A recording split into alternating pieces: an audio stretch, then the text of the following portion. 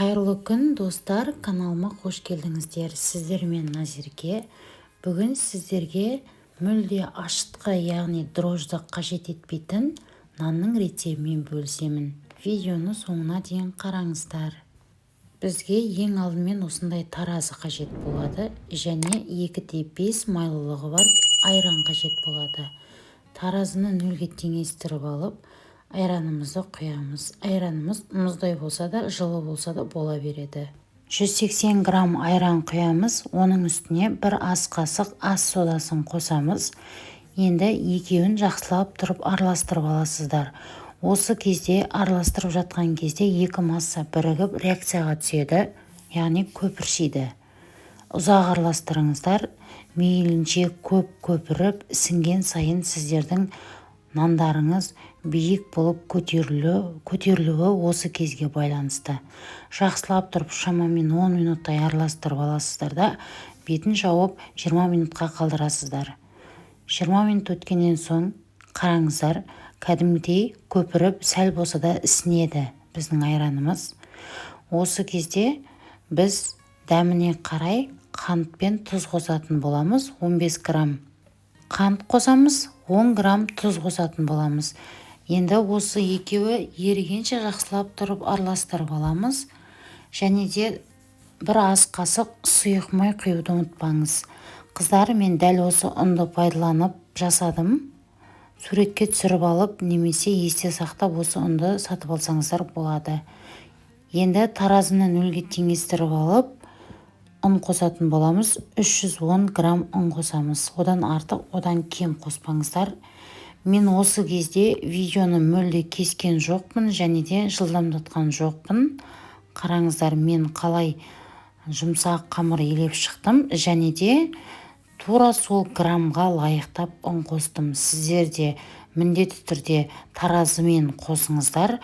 Көз мөлшері деген болмайды. Ол кезде сіздердің нандарыңыз дұрыс шықпай қалуы мүмкін. Қатты болып та қалуы мүмкін. Немесе піспей қалуы да мүмкін. Сондықтан граммен жұмыс жасағандарыңыз дұрыс болады. Енді қараңыздар, біздің қамырымыз мүлде қолға жабыспайды, байқасаңыздар. Қатты жабыспайды. Икемді қамыр иленіп келе жатыр. Және иленген ыдысымызда тап-таза болды. Мінекей, адамды тыңдайтын иілгіш қамыр иленді. Енді осы кезде столдың үстіне алып 4-5 мәрте қайырсаңыздар болады. Және де бетін жауып кемінде 30 минутқа қоямыз. 30 минут өткеннен соң қамырымыз сәл де болса ісініп, сәл формасы үлкейетін болады. Енді осы кезде үстінен қатты баспаймыз. Дәл осы жерде екі шетінен қысыңқырап отырып, өзінің формасын шығарып алсаңыздар болады. Немесе домалақ күйінде де шығарып алсаңыздар болады. Міндетті түрде асты үстін ұнмен жақсылап тұрып ысқылап шығамыз. Міндетті түрде сол кезде сіздердің табаларыңызға жабыспайтын болады. Біздің табамызды сұйық маймен майламаймыз. Сұйық маймен майласаңыздар көтерілмей қалуы мүмкін. Сондықтан осылай ұнды жақсылап тұрып себіңіздер.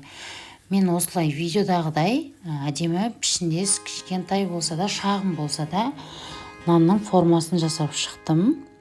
Сіздер ол енді әрине өздеріңіздің қалауларыңыз. Қыздар, осы кезде біздің нанымыздың үстінен қатты басудың қажеті жоқ, сәл ғана.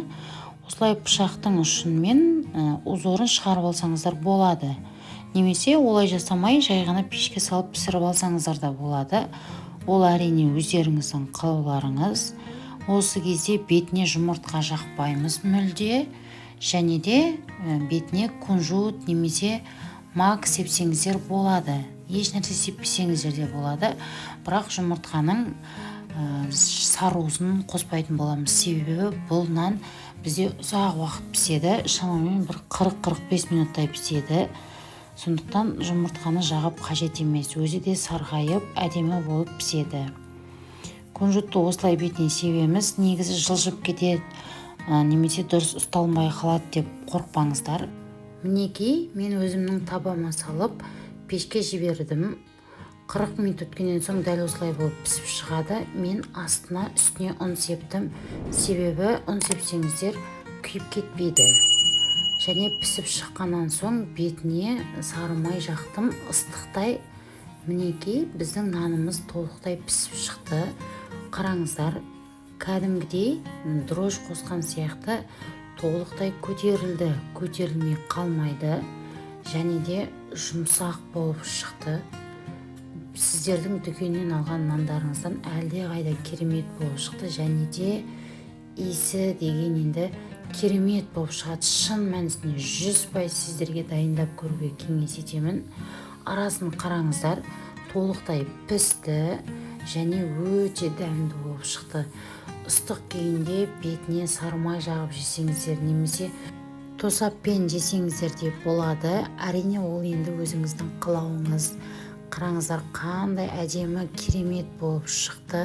Сіздерге 100% дайындап көруге кеңес етемін. Алдағы уақытта дайындап жатсаңыздар, менімен бөлісуді ұмытпаңыздар. Видео ұнаса пікір қалдырып каналға тіркеліп қойыңыздар. Және де достар, сіздер менен қандай рецепт күтесіздер, пікірге қалдыра кетіңіздер. Мен міндетті түрде сол рецепті түсіріп сіздермен бөлісетін боламын. Дәл осы рецепті, яғни дрожь қосылмаған нанның рецебін менің YouTube көрермендерім сұрады.